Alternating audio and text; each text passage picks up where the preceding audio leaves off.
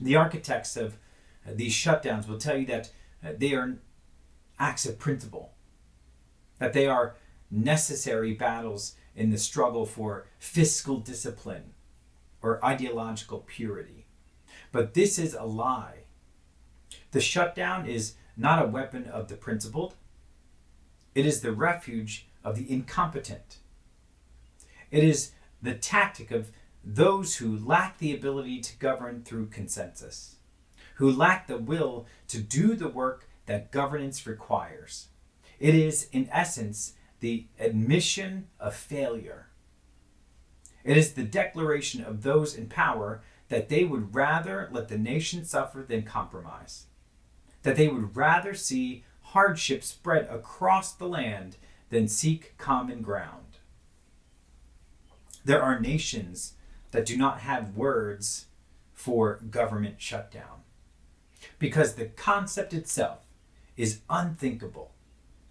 To them, the idea that a government entrusted with the well-being of the people would voluntarily cease its operations is as absurd as a doctor walking away from an operating table in the middle of surgery, as laughable as a firefighter abandoning a blaze because they cannot agree on which hose to use.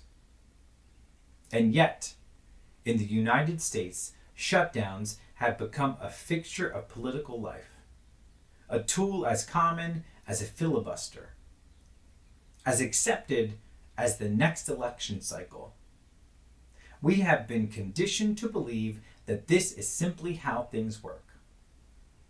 But this is not how things work. This is how things break. And break they have. With every shutdown, the damage spreads. Trust in government erodes, not only among the people, but within the very institutions that are meant to uphold the republic.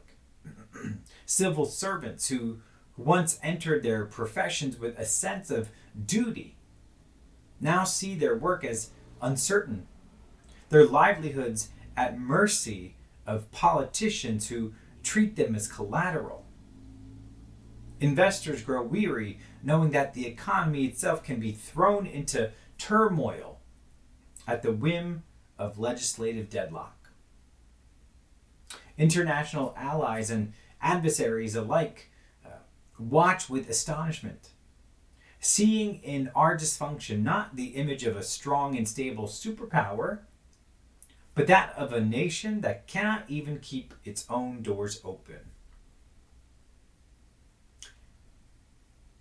If a government cannot guarantee its own continuity, if it cannot assure the people that the services upon which they rely on remain intact, then it is no longer a government but an unstable regime, a fragile institution that can collapse not from external attacks, but from its own internal decay. And if we are to be honest, if we are to look at this crisis for what it truly is, then we must admit that this is not a crisis of funding, nor is it a crisis of partisanship. It is a crisis of competence. It is a crisis of accountability. It is a crisis of will. It is said that a house divided against itself cannot stand, but I say that a house that does not function is no house at all. And no nation, not even one as great as ours, can afford to be governed by such a house. For governance is not a game. It is not a spectacle. It is not a performance designed for the benefit of television audiences or campaign strategists. It is an obligation. It is a duty, and those who shirk that duty, those who turn governance into theater and shutdowns into weapons, are unworthy of the offices they hold. But beyond this paralysis, beyond the manufactured crisis, there exists a still greater danger, one that infects every level of our government and every aspect of our politics. Corruption, both the kind that is spoken of in whispers and the kind that is paraded openly as if it were virtue, has made a business of governance. Money flows through Washington like a great river, shaping policy, buying influence, ensuring that those who sit in the seats of power answer not to the people, but to the wealthy few who fund their campaigns, who offer them lucrative positions when they leave office, who whisper into their ears while the people cry out in vain.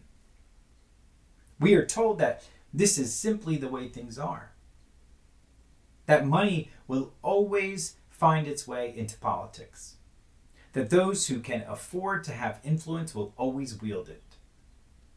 But such excuses are the refuge of the complacent, the justification of those who benefit from a system designed to exclude the very people it claims to represent. We cannot accept this. We must not accept this. If we are to reclaim our government, if we are to restore the sacred trust between the governed and those who govern, then we must sever the ties between power and profit. We must ban the trading of stocks by members of Congress who write the very laws that shape the market. We must end the ability of corporations and billionaires to buy elections through dark money. We must impose term limits so that public service remains a duty, not a career path to wealth and influence. We must ensure that the halls of power belong not to the highest bidder, but to the people whose voices have too long been drowned out. If we fail to act, if we resign ourselves to the belief that nothing can change, then we will have accepted the slow death of our republic. But if we stand, if we demand better, if we refuse to be governed by dysfunction, then we will prove that the promise of this nation has not yet been broken.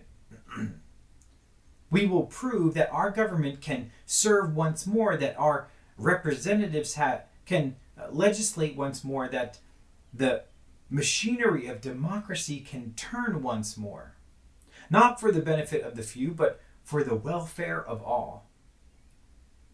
The moment for timidity has passed.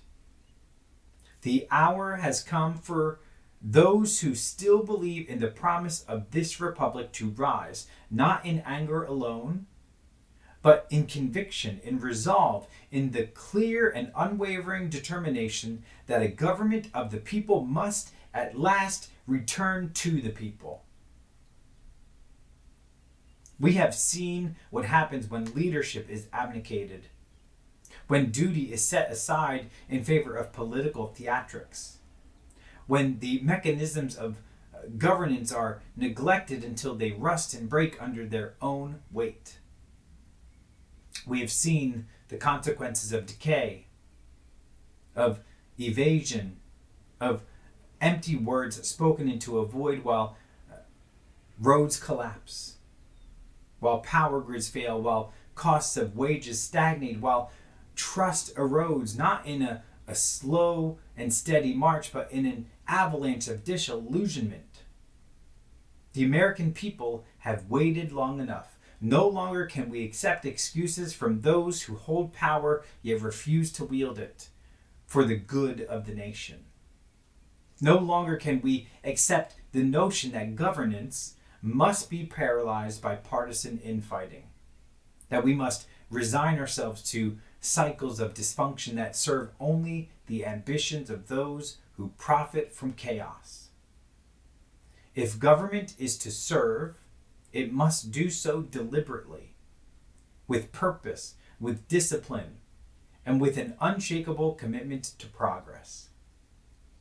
The time has come for action, not in the form of hollow slogans or symbolic gestures, but through systematic, structural change that reclaims our institutions from those who have twisted them into instruments of stagnation. If government is to be worthy of the trust of its people, then it must prove itself. It must break free from the self-imposed shackles of short-term thinking and commit itself once again to the grand and noble task of nation building. It must see beyond the narrow confines of the election cycle, beyond the demands of donors and lobbyists, beyond the petty battles of partisan theater, and instead look toward the great horizon of the future, where the well-being of generations yet unborn depends upon the choices we make now. This is not a matter of left or right, nor faction or ideology.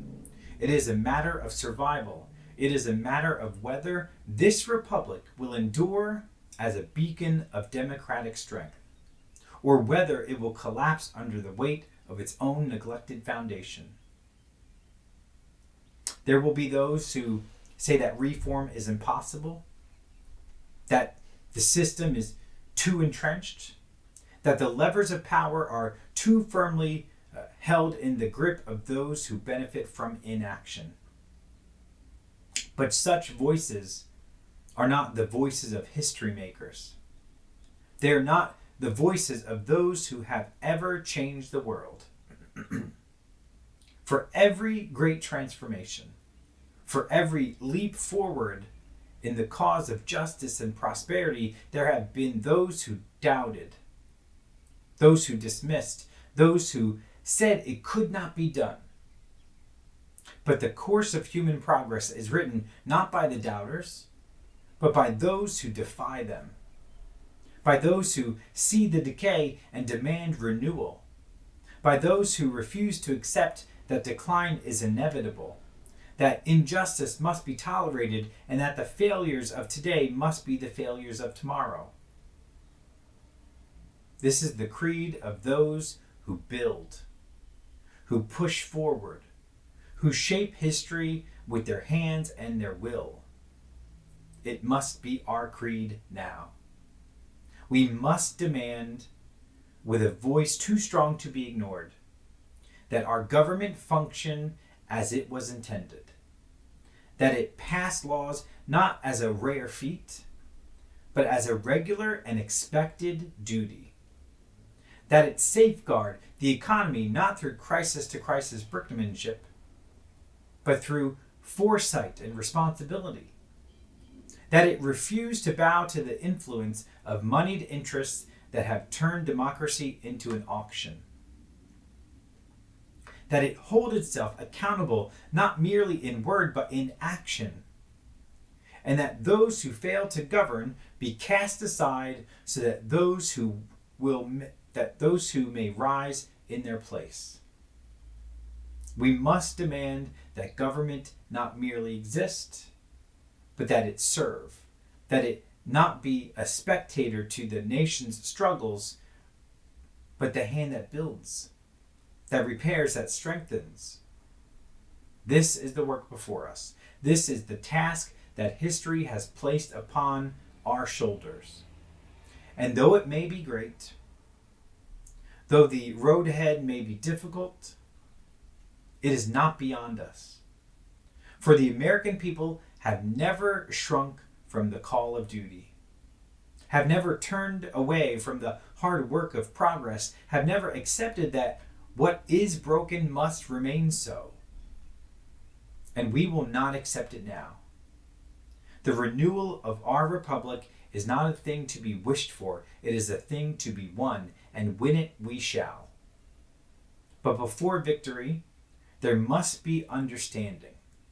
Before we can rebuild, we must examine the roots of our decline, not merely its symptoms.